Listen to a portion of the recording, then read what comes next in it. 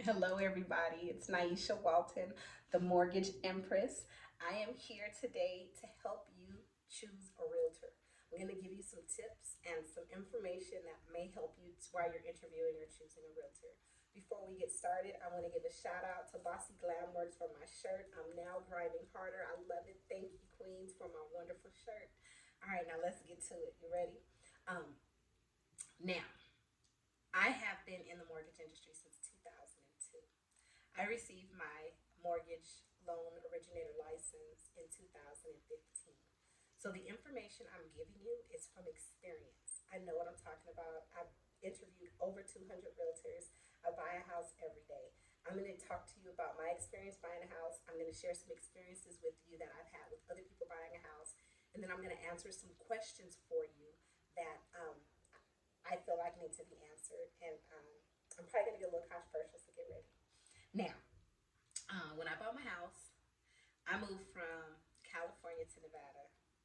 My grandmother had just passed away. I didn't really want to be in California anymore. I didn't want to be around anybody that, you know, reminded me of all the drama that went with my grandmother passing. So we found a house here in Nevada. It took about a year to find our house. One morning, I got online and I started researching real estate agents. I reached out by phone, text, and email to, I would say, 25 to 30 real estate agents, realtors. It's my pet peeve, realtors. Um, One realtor called me back. One person called me back in a timely manner. I got calls and emails and text messages from other realtors later on in the week, but one real estate agent in particular called me back. His name was his name. He's still here. His name is Brandon Durham. He's with Signature Real Estate Group, and this man is just amazing. He's like a brother to me now. We work together. I send him loans and clients, and he's so reliable. I never have to worry about anybody that I send to him. So Brandon called me back that morning, pretty early. It was very early. And that surprises me because now that I've known, like now that I've gotten to know Brandon as a person, he's not a morning person. So for him to call me back that early, it says a lot about his work ethic. So he called me back, and Brandon asked me 1,000 questions, and I'm just like, this brother is nosy. But it turns out that he was asking me these questions because he really genuinely cared about me. He cared about my family, and he wanted to make sure that this move was a good move for us, and that all the needs that I requested were met. As far as neighborhood, how many stories of the house do I need to be in a specific school area, because I had a son at the time that was in middle school, and he was just really cared about all that stuff. So he took us to see houses. Didn't see any houses I liked.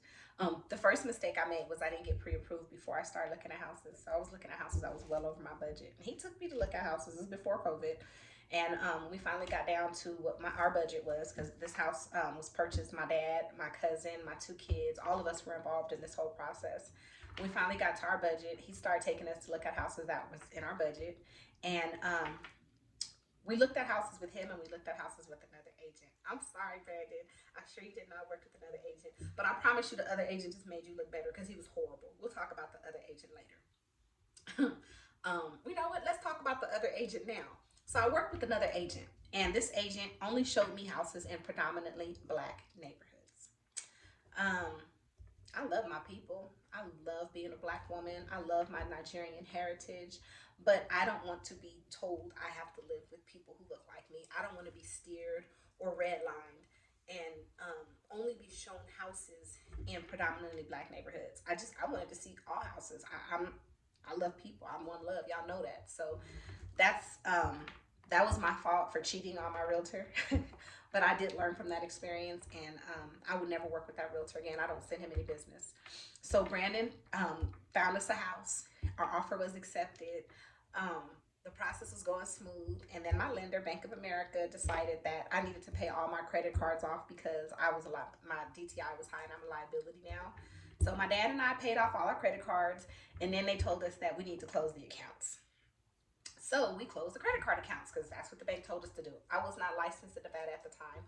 My boy worked at Bank of America. They had really good interest rates. I was just went with who I know.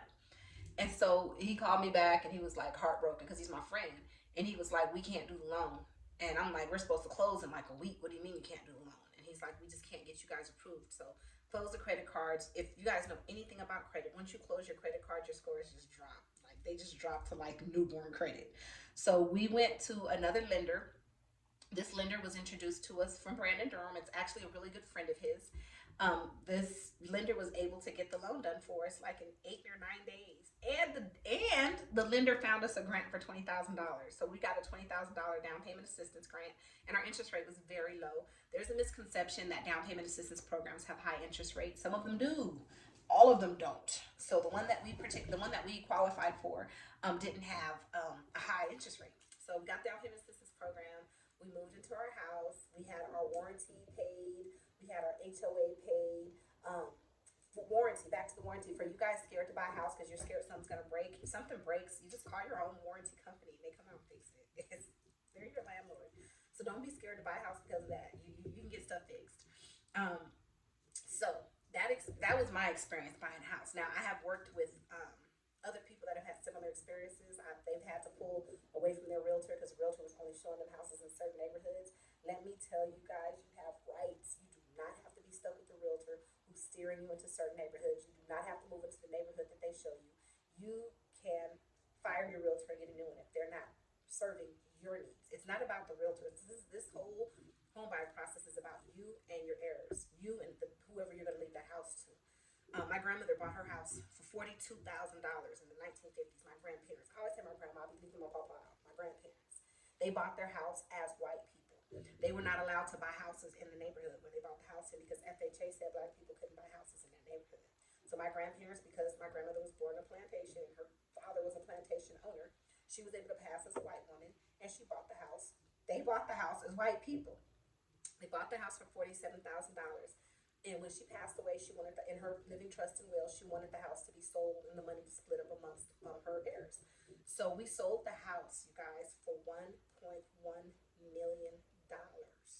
So when you guys are buying these houses now for the amount you're buying them for, you have no idea how your grandchildren are going to be positively affected by your investment. So don't look at it as, oh, I don't like this house. It's not everything I want. The house my grandparents bought wasn't everything that they wanted. They made it everything they wanted, and then we sold it, and we all bought houses. So it's a good thing to invest now. You're not thinking about just what's happening next month, next year. Think about generations to come when you guys are buying your houses. Okay, so I'm done preaching.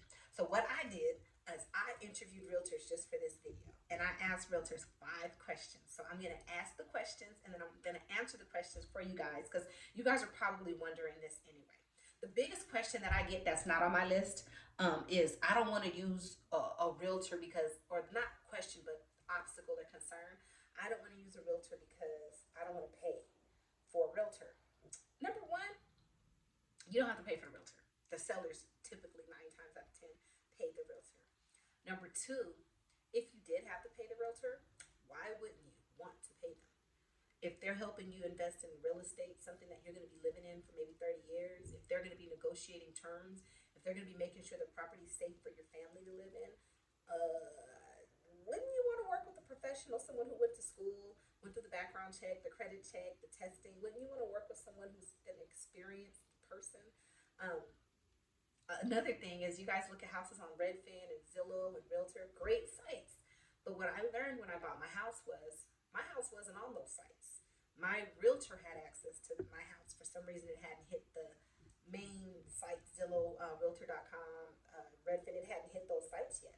So I was fortunate to be able to find the house through my realtor.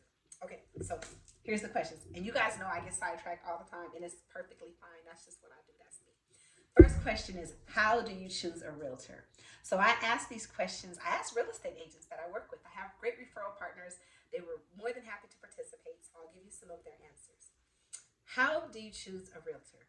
Tia, shout out to Tia. I love you, girl. She's one of our realtors from Cali. She was in Nevada. Now she's in California, Inland Empire. Amazing realtor. Amazing person. And she makes bomb candles. Anyways, back to the question. Tia said, interview your realtor as you would someone for a job or someone you are dating for the first time.